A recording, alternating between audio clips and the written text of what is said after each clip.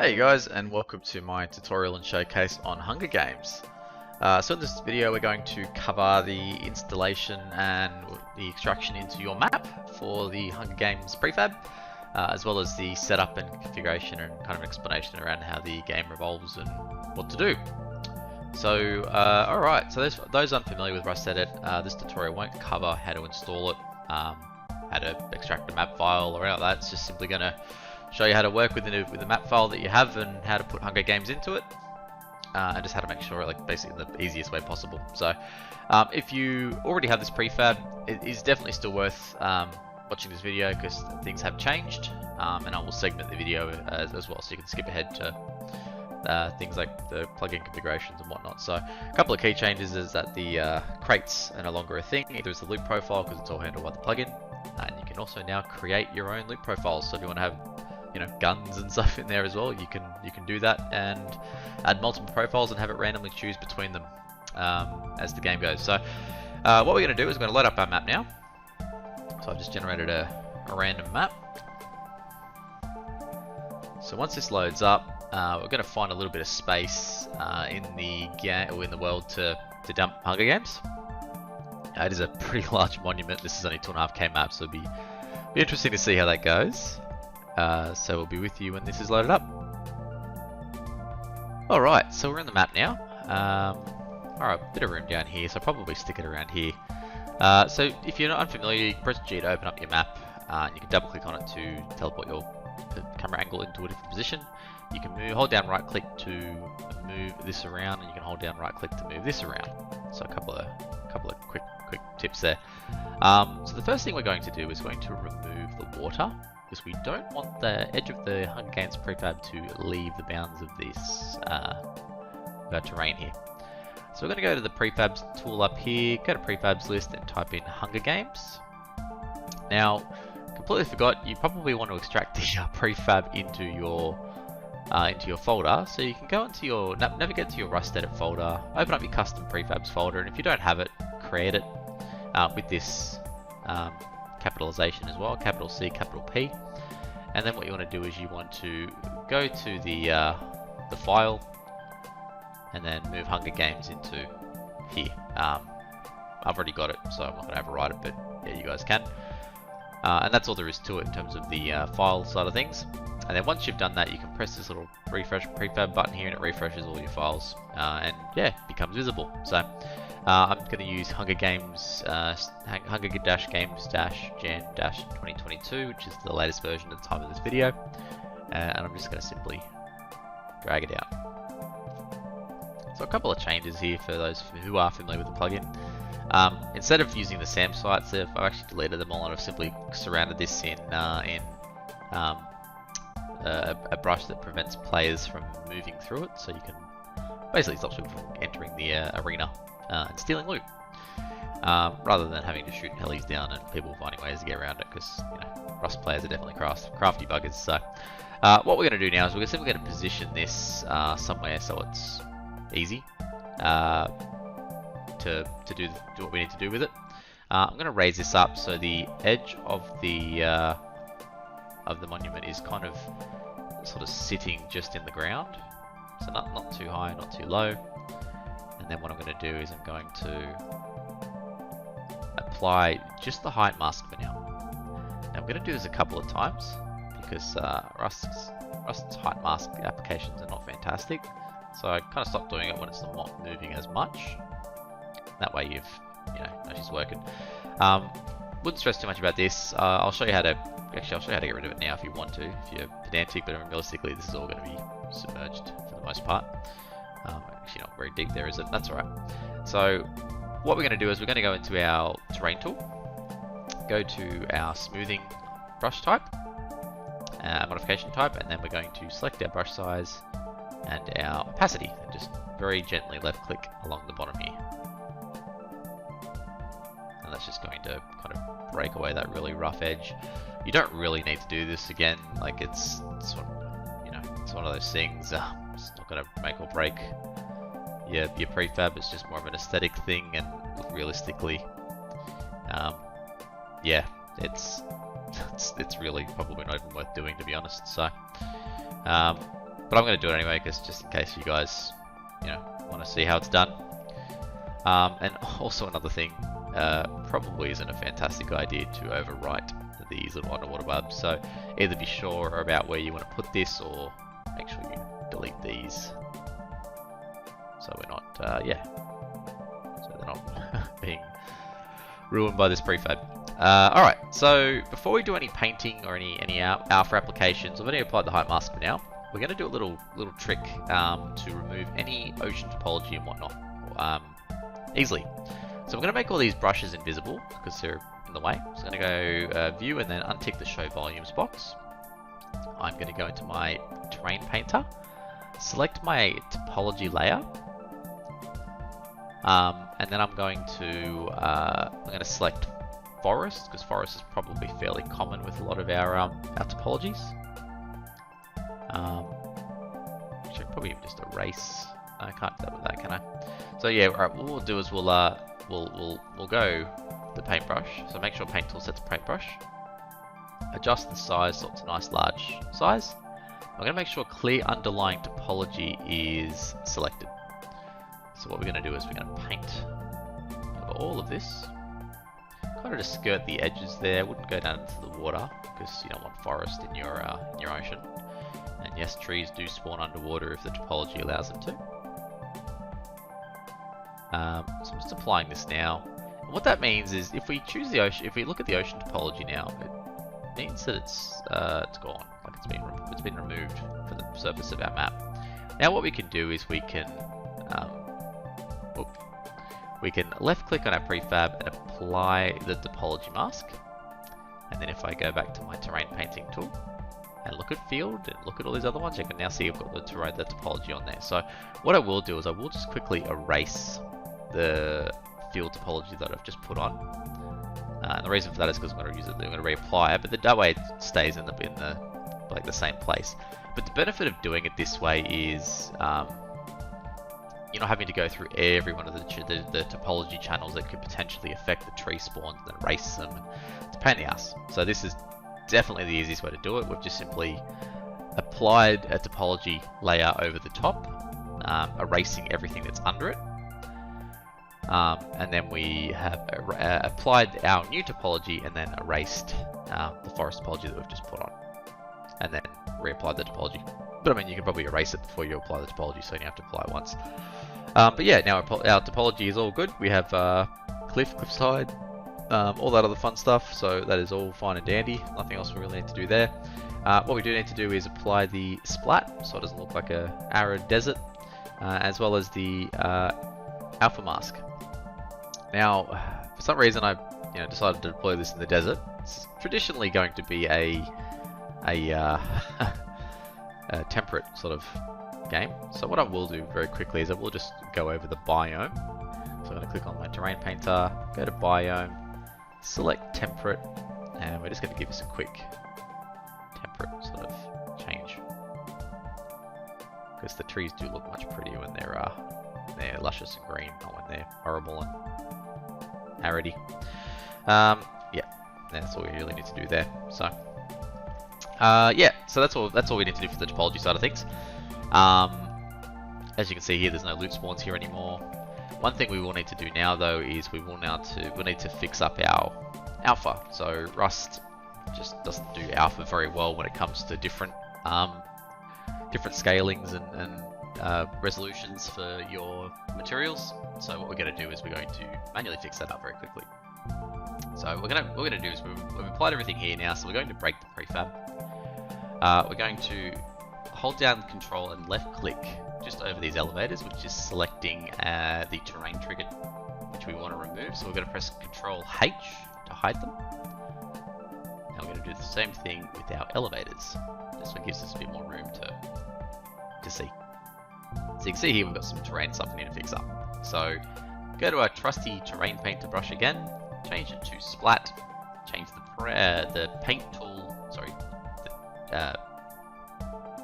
the paint tool to, sorry, no, we're going to go alpha, not splat, what am I doing? Go to paint tool as eraser and set the size down to 1. And then all we're going to do is just simply, sorry, no, we're going to paintbrush. Set the paint tool to paintbrush, layer to alpha, and then we left click along in the center here where we don't want the terrain to be. You can see here it's being moved. So I'm just going to do this for all of the layers here. Now, just as a side note, this doesn't have to be perfect, just purely aesthetics that this is for. This actually doesn't prevent your players from not going through the terrain or going through the terrain. It's just simply a cosmetic thing. So if there's a hole in the map and there's no terrain trigger to accommodate it, players won't be able to go through it. So if I tried to go through there, I wouldn't be able to. Now what we also need to do now is we need to fix up these little holes in the side. So we're going to change it from paintbrush to eraser and just go over them. And basically just removes any alpha. Alpha is just basically invisibility for the terrain layer. So it makes it invisible, not render the terrain splats. Looks pretty good, so that's all done there. And that is pretty much it. So press Control H to unhide everything. Got our elevators there. Down in the lobby down here it's all good. I mean, you can put whatever you want down here. The only thing I will say is do not delete the Pookie Bear. Or the buttons, of course, but definitely do not delete the Pookie Bear. The Pookie Bear is responsible for anchoring this entire system. So the plugin controller can control everything. Yeah, other than that, you're good to go. So what we're going to do is we're going to save this map.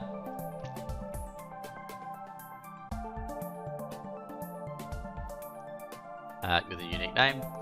Now I'll just quickly explain the volumes before we get into this, before we leave. This one here is a building sphere.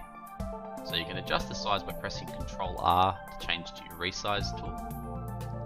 And you can adjust the white circle inside. What this basically does is this prevents players from building around your arena. Probably don't want them to do that. And you can press Control W to go back to your regular movement tool. And this little layer here is simply a prevent movement volume, which stops players from entering or exiting the arena with your loot. So if you're going to be putting things like M249s, AKs and that sort of stuff in, you probably don't want them to go on walkabouts with it. So yeah, that's pretty much all there is to it. So yeah, let's render it in the game and see what she looks like.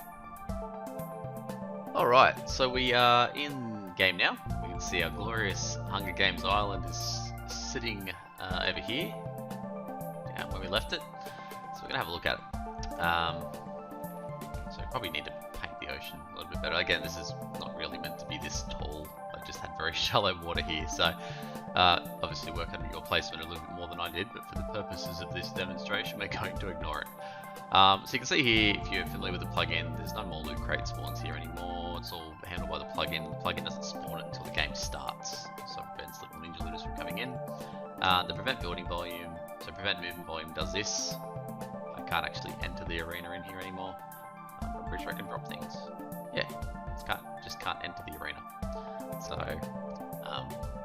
you know, I tried using a collider, but the trees stopped spawning. So, Yeah, the prevent movement we'll have to kind of do for now, I suppose. Alright. Anyway, if you have a look down here in the lobby, we can see our lobbies down here. And everything is golden. So what I'll do is I'll start a game up now, and you can see what she looks like when we go. So there's a couple ways to do this. First way is the game will automatically start itself, you know, every hour or whatever you can add in the configuration file. But you can do it manually to override it. So you can do start HG by itself, which will start it in. It'll sort of trigger the game to start it in the allotted amount of time. So by default it's 5 minutes. So it's a 5-minute countdown for everyone. Gives 5 minutes for everyone to sort of join the lobby, and then it'll start the game. Otherwise, you can do a seconds override. So you can put the amount of seconds in which you want the game to start in. So for example, if I want the game to start in 20 seconds, I do start HG 20. I'm going to do /HG to join. Timer finishes for joining, and I'm now in the game. Now by default, the minimum amount of players is 1, not 2, not 1. I've changed it to 1 so I can actually play the game and show you what it's like. I'm going to get on the elevators now, and yeah, we will see what happens when I get to the top. So the elevators start up. Anyone who gets left in the lobby gets automatically slain when the bubble spawns. Even if you've been in God mode, I found out. Yeah, other than that, nothing else really matters. The crates, you can probably see here, are now spawned in the center. I'm not sure if this is going to be a primitive one or a guns one. Looks like it's a guns one, so you can see here the loot is not primitive. We've got M39s and random shit. Yeah, it's actually quite a long loot list. I'm just going to fly around now. So you can see there's like mushroom spawns and everything else as well, so it's all pretty cool. Rocket launchers and stuff in here by default as well. I'm pretty sure the guns actually come with a little bit of ammunition. Yeah, good. Ammunition's probably going to be a bit scarce in this, but there are melee weapons and whatnot as well. So there are a lot of gun spawns and everything else too. So, but yeah, basically it's quite a large sort of play area, so plenty of room for your players to kind of go out, scout out, loot up, and then eventually make their way back to the center. But the way this works is you'll see here very soon, the bubble is going to spawn. And the bubble is basically like a radiation zone, so if you get caught outside of the bounds of the bubble, you take radiation. So you can see here it's spawned, it kind of sits around the edges there, and it moves. So the bubble actually goes in and out. You can see here I'm in a radiation zone, so I would start taking radiation damage if I didn't have God mode on. And yeah, I can't even interact with my inventory because to see why it stops that from happening. So yeah, stay inside the radiation zone and you're fine. And basically the purpose of this game is to simply be the last person alive. So this will eventually push all of your players to the center. Now there are a couple of options to be able to change the end zone. And what that'll do is that'll spawn the bubble around that particular center point, and that becomes the end zone. So if I wanted to add this as an end zone here, I could type a chat command in to do so, and that means the bubble would then people would need to kind of be around this general area or take radiation damage. So yeah, it's works pretty well. So let me get a list of chat commands up, and I will run you through them.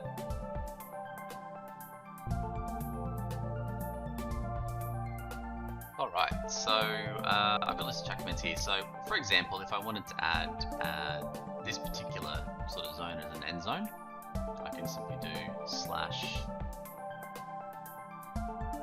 /add final point. You can see this has been added as a potential end zone. So basically what will happen with this is it's going to add a end zone to and choose a random one at the start of each game.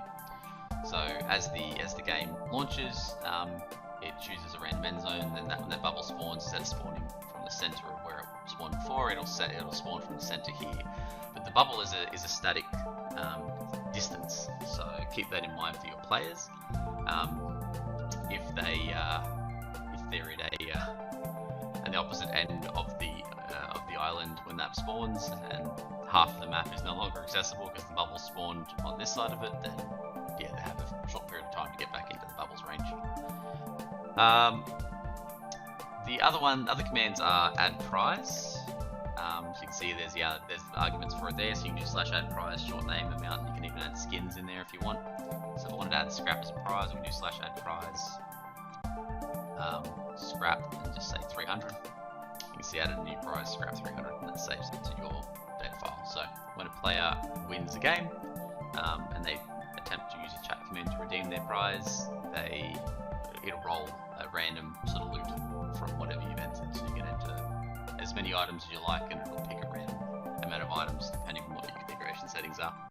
And you can also do /remove prize as well if you want to remove from in-game. Otherwise, you can unload the plugin and adjust the data file. And that's pretty much it for the in-game stuff. If you want to cancel a game, you can do NHG, and anyone in the game will basically go back to where they were with their original loot. So you can see here I've got my loot back, as well as the original health and metabolism and everything else. So that's one thing that the game does do. It manages all of the inventory, deletes everything, and then reapplies that back with all of its correct name instructions and skins and everything else when the player leaves the game. So we're going to jump over to the configuration side of things now, and I'll talk you through what everything does. Alright guys, so we're in the configuration file. It's a pretty straightforward sort of file to go. If you've worked with any Oxide files, it's very much the same, but let's go through it anyway. So I'm going to take it line by line to explain what each option does. So time after the after initiation before the game begins. So basically how much time they spend in the lobby.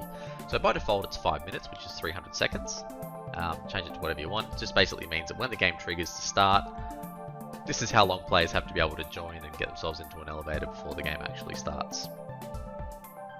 Delay after Hunger Games starts before initiating the circle. So this is how long after the game has actually begun before the circle even spawns. So like, this is kind of that grace period for players who run in different directions and, you know, or engage in an all-out war in the center. 60 seconds seems to work pretty well for most of my servers, so, you know, change the value to whatever you want. How often should we check if a player is outside the zone? This is more for sort of resource intensiveness. The more often you check, the more resource intensive it'll be. 3 seconds seems to be pretty good. It gives them time to get in and out of the circle, and keeps up with the circle fairly well. How much should the rads increase each time? So this is how much radiation the player should be punished with every time they are caught outside of the radiation zone. And this is cumulative, so it'll be 3 rads every time they're caught, so effectively 3 rads every 3 seconds. You can adjust that value to a much higher value if you wish to. Ring shrink percentage. Look, I believe this is just the speed in which the ring shrinks. I wouldn't play around too much with the size settings, but if you know what you're doing, go ahead. Time after circle spawns before it starts building radiation. So this basically is the grace period after the circle's actually spawned. So giving players that sort of period, that bit of time to get into the circle's dome, especially if it's got a different end zone to the center, gives them 20 seconds to get in before they actually start accumulating radiation. Seconds between ring shrinking events. Again, this is just the shrink speed of the ring. I wouldn't play around with these values too much unless you know what you're doing. Dome darkness is how dark the dome is. For performance side of things, every time every time you increase this value, it spawns another dome over the top of the other domes to make it darker. It's just how Rust handles with how the dome sort of stuff works. 8's a pretty good value. It's easy to see, still relatively transparent, so you can still see the sun and everything else. Pretty good on frames and pretty good on performance. So again, change it at your own risk. Minimum ring size. This is the final size of the ring, so if it gets to this particular value, it'll despawn that ring, spawn another one that doesn't move, and that will be like the final sort of showdown area. I mean, you can set that to 0 if you don't want it to be a final showdown area, if you just want it to keep shrinking and shrinking, so maybe set it to 1. Announce player's death. So as a player dies, you can pop up in chat to anyone who's participating in the game only, not to players who are not, so they don't get spammed with chat death messages. Heal a player when they kill another player, so by default set to true. If they basically kill a player, they get healed, and for this particular value. Minimum players to start a game, by default this is 2. I changed it to 1 so I could demonstrate the plugin, but again by default it's 2. This is how many players need to be in the game for the game to initialize. If the countdown in the lobby timer finishes and there is not enough players who are registered to join, it will simply cancel the game and teleport everyone back to where they were. Command to join the game is just by default /HG. I know these commands can sometimes overwrite other commands as well, so if you've got other commands on your server that use these already, you can simply adjust them to whatever you want. How often should we run the Hunger Games event? Set to 0 if you do not want it to auto start. So I've got it set by default to run every hour, which is 3,600 seconds. But again, you can also use Inventory Manager to run this if you're running multiple of my event games. So I've got Scuba Arena and Hunger Games, which both use Event Manager, and you can actually synchronize them to run one after the other rather than appearing at the same time. And I'm about to release a third game called Skirmish, so which will do a similar thing, which will all tie into that as well. Despawn bodies when the game ends. True, I highly recommend that. That way it does the cleanup after the game. You don't have heaps of guns lying around the place, especially if you want really quick, short periods between the game. Remove players from their teams when the game starts. This is more for if you want to prevent players from teaming. I mean, I'm pretty sure they can just rejoin a team when they're in a game, so I mean, you can do it if you want. You know, that's up to you. How many rolls on the reward should a player get? This is how many when they type the chat command in to redeem a prize. This is how many prizes they should get from your designated prize pool. So if you've only got, you know, like one 300 scrap prize, then you know if they put that to 3, then they're going to receive 900 scrap. Clear data on a new wipe. Now I highly recommend this be true because every time a map is wiped, your prefab IDs, which is basically what the Pookie Bear anchors to, reset, change. So really recommend changing that. I don't think the prize data changes, so that should be safe. It's only only that core stuff that changes. So, and obviously player prizes and that sort of thing. Like in terms of how many redemptions they have left, not the actual prize list that you build. Maximum time for a game to run in seconds. This just prevents the game from going forever if you've got, you know, 2 people AFK in the center. Broadcast when a player joins the event. True. So basically, when the player joins the event, it encourages other players to join, shows you how many are currently in the event, that sort of thing. And this is a commands list that you can add. This is a configuration portion where you can add commands into this list in order to prevent them from running these commands. So kit's a very common one. So players have in the past have redeemed kits in the middle of Hunger Games and use it to destroy. Obviously, if we've got the kit command in here, they can't use that kit command. So another one would be, I don't know, like give gun. If you've got a plugin that gives you a chat command called give gun, no players would be able to use the give gun command. But just make sure you separate them with a comma between entries, and make sure the last entry doesn't have a comma, and make sure the values are between quotation marks. Slay modifier, so default 0.7, change to 0.5 if players are not in the lobby. So if you find that players are randomly dying, who are actually not in the lobby, they're actually up in the game area up top, but they're still being killed by the AFK Slayer, change it to 0.5. It's just simply a modifier to fix potential bugs depending on how the prefab's been implemented. Remove animals that spawn on the island. True. So if you don't want to get bear attacks and wolf attacks and stuff, or obviously have half your animal population running on an island that isn't accessible from players, to players, then yeah, set this value to true. Otherwise, if you don't, set it to false. Minimum number of loot items per container and maximum number of loot items per container. So this is how many items you want in each individual container. So an example would be, you know, a container spawns. If we had a value set to 3 and then this value set to 6, it's going to populate either 3 or 6 slots within that container of random items. The loot respawn delay, it says seconds, so how often a container will respawn after it's been looted. So it'll respawn between 60 to 180 seconds, which is 1 to 3 minutes by default, but again, just these values. Loot crate spawn positions. So this is not really relevant, but I needed to add it into the configuration in case you do want to adjust things for whatever reason. This is just simply where the actual crates spawn.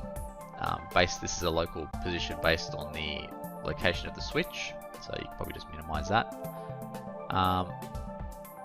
And there is actually one more config option which isn't showing, which I'll just quickly reload and populate that. Give me one moment. Alright, there we go. I was running an older version of the configuration file. Yeah, you can see here we now have game loot profiles. So this is one of the major changes between the way I used to handle Hunger Games and the way that it is handled now. So we have the ability to add multiple profiles onto our game. So here you can see we've got our old, primitive loot profile here. So you can see we've got different items with different values next to them. This is the item short name, which you can. There's a million ways you can find an item short name on the internet. But you just type in Rust item short names, and it pops up with populates a list. But you put the actual item short name in this value here between the quotation marks, and then you put the maximum quantity of items of this particular item that you want to spawn per stack. So generally items that aren't stackable, such as pants and ponchos and skirts and vests, just leave it as 1, because they're not stackable. So you can cheat it in a way where you put this on 2 or 3, it will spawn 2 or 3 pants on the one stack, but they won't display a number. It will just simply have 3 instances of the pants, and as they move those pants into their inventory, they can right click and move them, and it'll split them up, so you can take 3 pairs of pants out of the container. Weird and wonderful things happen. So if it's not stackable, highly recommend using 1. But things like bone arrows, fire arrows, HV arrows, bullets, that sort of stuff, you can set a higher value. And what it's going to do is it's going to spawn a random value from between 1 and whatever your maximum value is. So nice and simple. Then we have our new loot system, which is gun loot, and this is basically all of your rifles, your rocket launchers, your grenade launchers, all of your heavy gear, like your sort of more modern arsenals of weapons and armor, with all of obviously the relevant values there. So feel free to obviously change whatever values you want, but yeah, this is kind of how the loot system works now. So what it'll do is when the game starts, it's going to pick between a random loot profile within this list here. So I've got game loot profiles, and we currently have 2 different profiles, so it's going to pick a random one. And then as each crate requires populating, it's going to pick a random entry from this loot profile and add that to the crate. So for instance, if I wanted to create another profile, what I could do is I could go, we'll call this one, it's probably easier if I just copy this. So I recommend just grab one of the existing ones, put a comma after its curly bracket, then paste it in, and then just delete kind of the body of it. And then I can call this one, say, my new profile. And then I can add whatever weapons and stuff I want to it. So I can have duplicate entries for the weapons and what have you. But these have to be unique, the actual names of them. If you have duplicate names, you're going to have problems. So yeah, you can have the weapon profiles, and easy. You just add weapons. So you might want to have a pistol revolver. Just follow the same sort of syntax as the previous entries. So nice and simple. You can make your own profiles. And then again, you've got Loot Crate here, which we don't really need to use. So that's pretty much it for the configuration of the plugin. I'll see if I can take some footage of the game being played by a few people on my server. Give you a live view of what it is. Otherwise, yeah, hope you guys enjoy. Any feedback, let me know. All the best.